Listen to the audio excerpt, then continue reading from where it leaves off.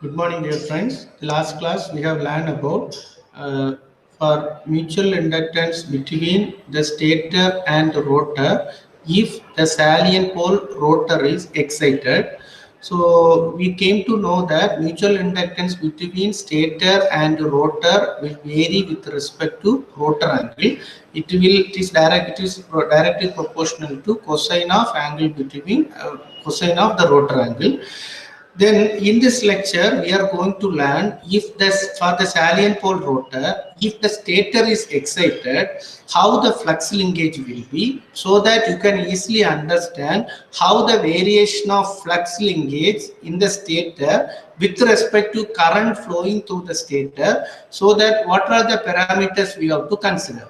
So that in the next lecture, we can easily understand how the derivation of that self-inductance of the stator. Let me share my presentation.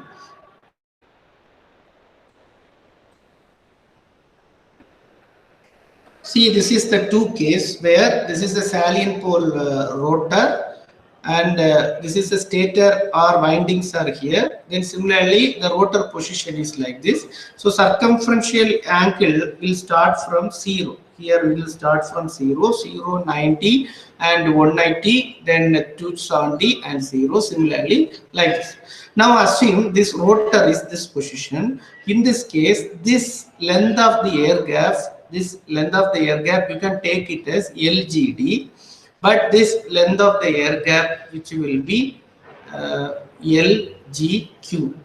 Similarly, here in this position, length of the air gap is here maximum length LGQ. Then this is the minimum length is called as LGD. So normal cases here LG. We can see from this, you can see here LGD is less than LGQ. Both the cases LGD is less than LGQ. So we know the reluctance R is equal to L by mu into A. If the length of the air gap is less, automatically the reluctance of path will be very less.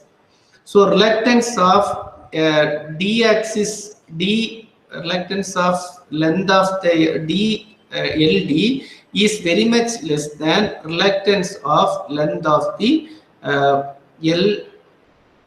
LGQ, length of the air gap LGQ. So now from this we can conclude wherever the reluctance is less, automatically flux lines will be maximum. Flux density will be maximum.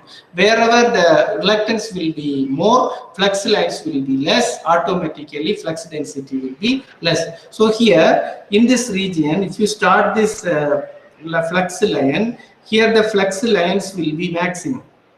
In this region, flux lines will be maximum. At the same time, when this area is increasing, here the flux lines will be minimum. Then again flux lines will start to increase maximum, then it will be increased maximum, then this middle point flux lines will be maximum. So current flux lines, the direction is like this, here also the direction is like this.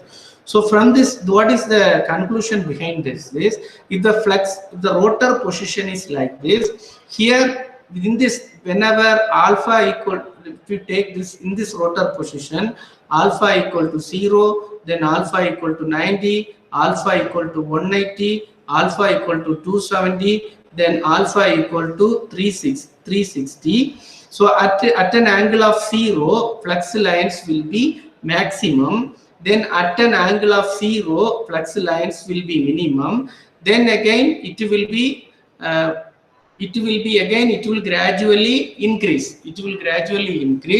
Then again it will be gradually increase and it will be maximum. Then it will gradually reduce and it will goes to negative. Like that, the flux lines will be different. So now if you take this position, here the flux line, here the air gap length is very high. So therefore in this region flux lines will be very less. At the same time, if you take this region, flux lines will be maximum. The reason is through this flux lines will pass. So what is the conclusion behind this is, whenever air gap length is less, automatically flux line will be maximum.